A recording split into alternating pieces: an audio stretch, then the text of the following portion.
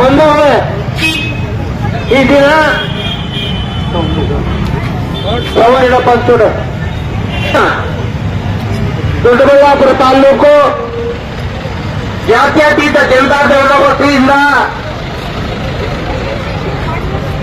ಏನು 11ನೇ ಲೋಕಸಭೆಯಲ್ಲಿ ಇತ್ತೀಚೆಗೆ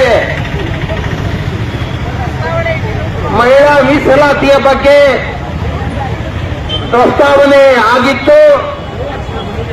ಈ ಪ್ರಸ್ತಾವನೆ 528 ಜನರಲ್ಲಿ 298 ಮತಗಳು ಪರವಾಗಿ 238 ಮತಗಳು ವಿರೋಧವಾಗಿ ನಡೆದಿರ್ತಕ್ಕಂಥ ತಮಗೆಲ್ಲ ಗೊತ್ತಿದೆ.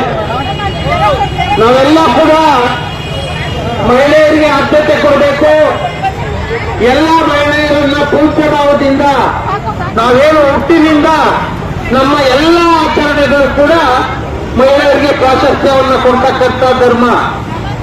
ಆದರೆ ಇವತ್ತು ರಾಜಕೀಯವಾಗಿ ಮಹಿಳೆಯರು ಮುಂದೆ ಬರಬೇಕು ಅಂತೇಳಿ ಹಲವಾರು ವರ್ಷಗಳಿಂದ ಈ ಒಂದು ಬಿಲ್ ಅನ್ನು ಪಾಸ್ ಮಾಡಬೇಕು ಅಂತಕ್ಕಂಥ ನಿಟ್ಟಿನಲ್ಲಿ ಚರ್ಚೆಗಳು ನಡೆದಿದೆ.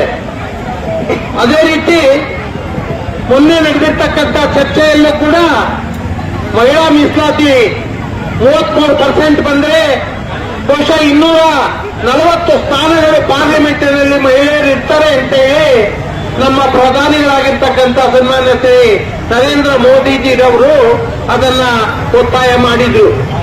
ಆದರೆ ದುರದೃಷ್ಟವಶಾತ್ ಕೇವಲ ಕಂಡುಹಿಡಿತಕ್ಕಂಥ ಮಹಿಳೆಯರಿಗೆ ಆದ್ಯತೆಯನ್ನು ಕೊಡ್ತೀವಿ ಅಂತ ಹೇಳ್ತಾ ಇರ್ತಕ್ಕಂಥ ಕಾಂಗ್ರೆಸ್ ಒಕ್ಕೂಟದ ಪಕ್ಷಗಳು ಅದನ್ನ ಬೆಂಬಲಿಸದೆ ವಿಫಲ ಆಗಿರ್ತಕ್ಕಂಥದ್ದು ನೋಡ್ತಾ ಇದ್ದೀವಿ.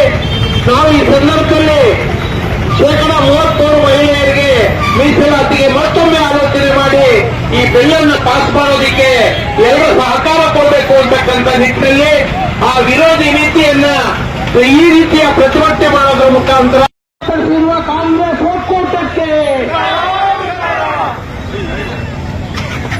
ಕೇವಲ ಕಣ್ಣರಿಸುವ ತಂತ್ರವನ್ನು ಮಾಡ್ತಾ ಇರ್ತಕ್ಕಂಥ ಕಾಂಗ್ರೆಸ್ ಒಕ್ಕೂಟಕ್ಕೆ